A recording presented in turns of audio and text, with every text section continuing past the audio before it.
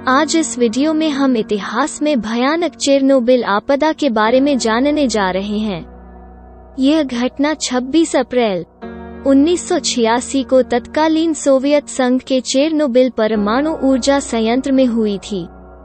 भयानक परमाणु दुर्घटना इतिहास में चेरनोबिल आपदा के रूप में जाना जाता है। चेरनोबिल वर्तमान यूक्रेन से संबंधित है। इस परमाणु दुर्घटना को सबसे भयानक दुर्घटना और तबाही माना जाता है। यह हादसा कैसे हुआ? चेरनोबिल परमाणु ऊर्जा संयंत्र में परमाणु रिएक्टरों की कुल संख्या 4 थी। 27 अप्रैल 1981 को स्थानीय समय दोपहर 1:23 बजे दुर्घटना यूक्रेन और बेलारूस की सीमा पर स्थित परमाणु ऊर्जा संयंत्र के चौथे परमाणु रिएक्टर से शुरू हुई। सुरक्षित शीतलन पर परीक्षण करते समय यह दुर्घटना हुई। रात की पाली में काम करने वाले लोग गलती से अतिरिक्त ठंडे पानी को परमाणु रिएक्टर के टरबाइन में डाल देते हैं। परिणाम स्वरूप वहां भाप का उत्पादन कम होता है। इससे परमाणु रिएक्टर गर्म हो गया और एक स्तर पर एक बड़ा विस्फोट हुआ। एक ही समय में 2 लगातार विस्फोटों ने संयंत्र के चौथे परमाणु रिएक्टर के शीर्ष पर 1000 टन के कंक्रीट रिएक्टर के ढक्कन को हटा दिया और छत के ढहने से एक बड़ा छेद बन गया। दुर्घटना के 20 घंटे बाद जब बाहर की हवा परमाणु रिएक्टर की दहनशील सामग्री के संपर्क में आई तो वहां एक बहुत बड़ी आग लग गई। आग 10 दिनों तक चली। इस तरह परमाणु प्रतिक्रिया द्वारा बनाई गई सामग्री वायुमंडल में लगभग 1 किलोमीटर की ऊंचाई तक फैलती है और बहुत सारे परमाणु धूल पर्यावरण के बड़े पैमाने पर प्रदूषण का कारण बने। 1945 में जापान के हिरोशिमा पर संयुक्त राज्य अमेरिका द्वारा गिराए गए लगभग 500 परमाणु बमों के बराबर वायुमंडल में गिराई गई परमाणु सामग्री की मात्रा है, जिसके परिणामस्वरूप परमाणु शक्ति वाले बादल यूक्रेन, बेलारूस, रूस और पूर्वी यूरोप में उड़ गए। स्कैंडिनेविया, ग्रेट ब्रिटेन और यहां तक पूर्वी अमेरिका में रेडियोधर्मी सामग्री फैल गई।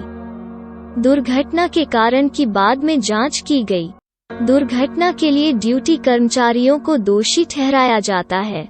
कुछ सुरक्षा उपायों को बंद कर दिया गया था और परमाणु रिएक्टर अनुपयुक्त स्थिति में चल रहा था, जिसके परिणामस्वरूप अतिरिक्त ऊर्जा उत्सर्जन हुआ। फिर से एक अध्ययन ने कहा कि कर्मचारियों को रात की पाली में काम करने के लिए मजबूर किया गया था। इस दृष्टिकोण से समग्र प्रबंधन भी जिम्मेदार है।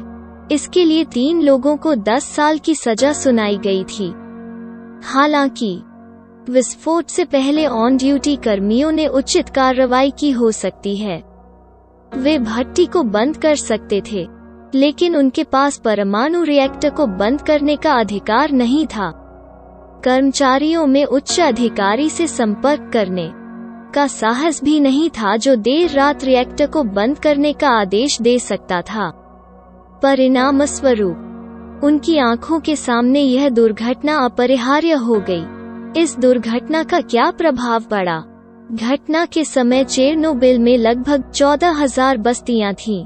हादसे के तुरंत बाद 4 मजदूरों की मौत हो गई। बाद में परमाणु विकिरण के परिणामस्वरूप 236 लोग बीमार हो गए और पहले 3 महीनों में 31 लोग मारे गए, जिनमें से अधिकांश बचावकर्मी थे। आधिकारिक आंकड़ों के अनुसार दुर्घटना से लगभग 5 मिलियन लोग प्रभावित हुए हैं और उनमें से 6 मिलियन बच्चे थे। दुर्घटना से नुकसान का अनुमान from 200 बिलियन है। वर्तमान में चेरनोबिल शहर को छोड़ दिया गया है और लगभग 50 मील के क्षेत्र में लगभग कोई नहीं रहता है। तालाब चेरनोबिल परमाणु ऊर्जा संयंत्र यूरोप के सबसे बड़े जलाशयों में से एक पिपरयात नदी के तट पर स्थित है और कीव के 2.4 मिलियन निवासियों को पानी की आपूर्ति करता है, जिससे एक और बड़ी समस्या पैदा हो जाती है। यूक्रेन के सबसे अधिक प्रभावित क्षेत्रों में दुर्घटना के बाद हफ्तों और महीनों में पीने के पानी में रेडियोधर्मिता का स्तर चिंता का कारण बन गया। पीने के पानी में रेडियोडिन के लिए दिशानिर्देश को अस्थायी रूप से बढ़ाकर 3600 बैक्वेरल एल कर दिया गया है, जो अधिकांश पानी को सुरक्षित बताता है। ये आधिकारिक तौर पर कहा गया था कि सभी प्रदूषक एक अभिन्न स्तर पर बस गए थे और 800 से 1000 साल तक भंग नहीं होंगे। दुर्घटना के 1 साल बाद यह घोषणा की गई कि चेरनोबिल संयंत्र के शीतलन पूल से पानी भी स्वीकार्य नियमों के भीतर है। फिर भी आपदा के 2 महीने बाद कीव की जल आपूर्ति को नेपाल से देसना नदी की ओर मोड़ दिया गया था। दुर्घटना के बाद सुरक्षा के उपाय। चौथा, परमाणु रिएक्टर, जो पर्यावरण को परमाणु प्रदूषण से बचाने के लिए एक विशाल कंक्रीट के खोल में गलती से नष्ट हो गया था। 6 महीने में पूरी तरह से कवर किया गया था।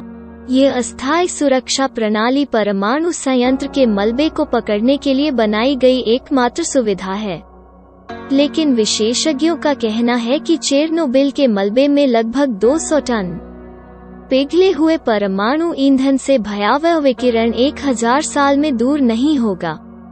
इसलिए इस परमाणु ईंधन को बाहरी वातावरण से मुक्त रखने के लिए एक नई सुरक्षा सुविधा का निर्माण शुरू किया गया है।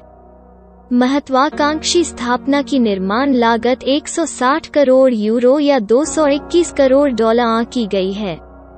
इतिहास में इस घटना को चेरनोबिल के नाम से जाना जाता है। वीडियो देखने के लिए धन्यवाद। ऐसे ही और भी रोमांचक वीडियो पाने के लिए हमारे चैनल को सब्सक्राइब करें।